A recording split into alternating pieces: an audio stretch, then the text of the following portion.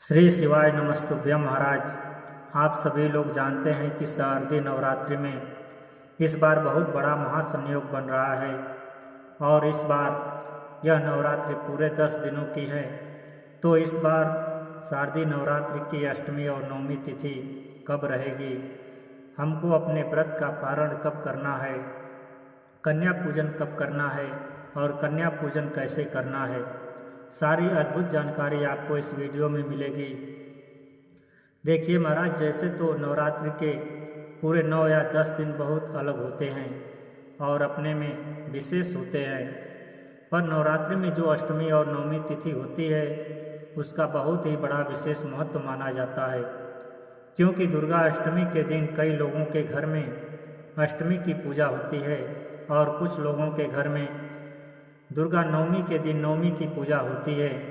इसलिए लोगों के मन में यह प्रश्न है कि इस बार शारदीय नवरात्रि में अष्टमी नवमी किस दिन पड़ रही है और हमें इसका व्रत कब रखना है और कन्या पूजन कब करना है।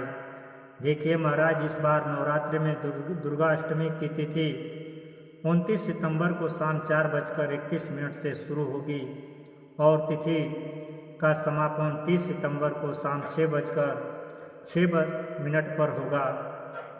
उदया तिथि के अनुसार दुर्गा अष्टमी इस बार 30 सितंबर 2025 के दिन मानी जाएगी और इसी दिन अष्टमी की पूजा होगी और कन्या पूजन भी आप लोग करेंगे। और एक देखिए महाराज, ज़्यादातर लोग दुर्गा अष्टमी या महाअष्टमी के दिन ही कन्या पूजन करते हैं। तो अगर आप लोग भी किसी दिन कन्या पूजन करने वाले हैं तो कन्या पूजन का शुभ मुहूर्त वैसे तो सुबह से ही शुरू हो जाता है और दोपहर के लगभग 12 या 1 बजे तक चलता है। तो इस बीच में आप कन्या पूजन और पूजन करवा सकते हैं। और अगर आप अष्टमी के व्रत में कन्या पूजन कर अपने व्रत को खोलते हैं तो वह सारे कार्य भी आप कर सकते हैं।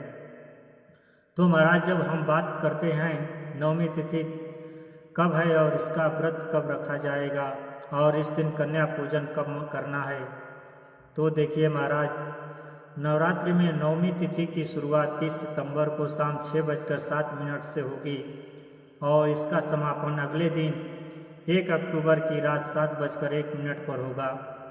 उदया तिथि के अनुसार नवमी तिथि 1 अक्टूबर 2025 के दिन ही मानी जाएगी और इसी दिन आप सुबह से लेकर दोपहर के 12 या 1 बजे के बीच में कन्या भोज करवा सकते हैं। और महाराज, कन्या भोज करवाने के लिए आप अष्टमी को या नवमी को जब भी कन्या पूजन करें तो आप इस दिन सुबह जल्दी उठ जाएं, स्नान कर लें और भगवानों को स्नान करा दें और पूजन कर लें और कन्या को भोजन कराने के लिए तैयारी शुरू कर दें। उसके बाद 9 कन्या और एक छोटे लड़के को एक बार बुलावा देकर आए, वापस आकर अपने पूजन की तैयारी में लग जाएं।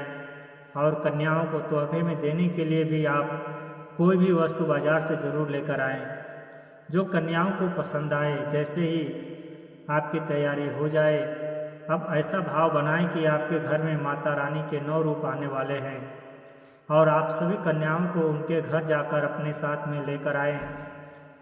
उन्हें अपने घर पर लाकर उनके पैर धुलाएं, उनकी सेवा करें और उनका भोजन करने के लिए बैठा दें। उन्हें आराम से भोजन करने दें।